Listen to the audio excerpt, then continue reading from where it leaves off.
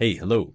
Today we're going to take a look at one of my favorite features of Taikun CloudWorks, and that is LiveOps. It's a Kubernetes dashboard that lives right in your project in Taikun CloudWorks, so you can interact with the resources you've already deployed, as well as create new resources using templates that they provide for you. So let's click around and find out what it looks like. We're going to click on this link right here. I'm in my production project that I deployed in Azure, 3-node project, pretty sweet. Click on LiveOps, and that's going to bring us right to my list of namespaces. Now, I don't know a lot about Kubernetes. I mean, I do, and because I don't know a lot about Kubernetes, I need to use some pre-built templates that they use for me. If they don't provide them, I have to look them up on Kubernetes documentation. I don't want to do that. So I'm going to click on Create Namespace, and look, there it is. It tells me, here's the YAML structure that you're going to need when you create a namespace. Cool. So I'm going to call this video NS. Awesome. Create this namespace, and hey, there it is 1 second ago.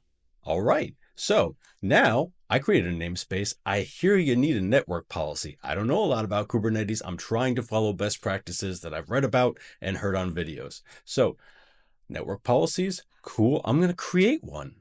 How do I do that? I don't know. Oh, here's the template. Cool. So I'm going to put this in my video NS namespace. I'm going to call this no ingress, and I'm going to remove this ingress block because I know from talking to other people that if I remove that ingress block, cool, nothing can reach this namespace that isn't already deployed inside of it. All right. I'm following best practices. I feel good about myself. So that's some of the standard simple approaches you can take with creating resources. Well, what about things that we've already deployed? Well, if I come into deployments, I've got this WordPress. Where are you, WordPress? I've got this WordPress blog deployed. Okay. And it's only got one pod. So I want to scale this up. But again, I don't know a lot about Kubernetes. I don't know what a kubectl is. So instead of having to go into the command line, I can click here. So I'm going to scale this up.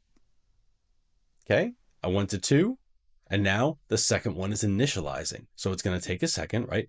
After it initializes, it's going to run. Cool. And now we already can see 2 pods are running. That was awesome. I didn't have to go into the command line. I don't have to know what a kubectl is. I don't have to know any of the commands for it. It just works right here in the UI. Well, what if I want to do a little bit more? What if I want to see the details of something, right? I've got that WordPress deployment and I want to see all of its YAML. I can do that. I can click on this 3 dots and hit describe to get all of the information about this WordPress blog service that I've created as part of this deployment. So here it is. This is all the YAML. And if someone says, hey, I want to know the details of that service you deployed, I want to see all the information, I can give it to them. I'll close this and I'll click on download YAML. Here it is. It's downloading all that YAML so I can share it with someone. And if I open this, I can open this in VS Code. There it is. So I can share this with someone and say, here's that service you asked for. You want to know the details? I don't know what this says because I don't know much about Kubernetes, but you do. And you can tell me what we need to change. And there it is. It's that simple. You can click around and see all of the different resources. If you want to see custom resources, you can do that. So everything that's available in the Kubernetes API can be visualized right here in LiveOps. How cool is that? Thanks for watching.